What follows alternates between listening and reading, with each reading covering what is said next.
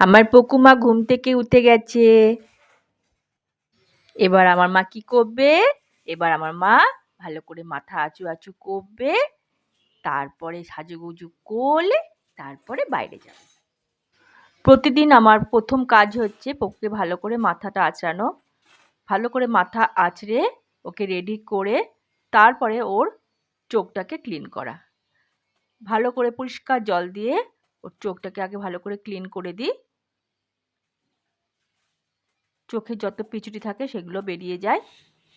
তারপরে পকুর ভালো করে মাথাটা আঁচড়ে ভালো করে চুলটা বেঁধে দিই। হ্যাঁ মা, হয়ে গেছে, দাঁড়াও। এই যে এই যে এই যে ভালো করে চুলটা বেঁধে দিই, দিয়ে তারপরে আমার সোনামাকে একটা সুন্দর করে একটা টিপ পরিয়ে দেব। এই টিপটা পরিয়ে দিলাম, ব্যাস আমার সোনা রেডি।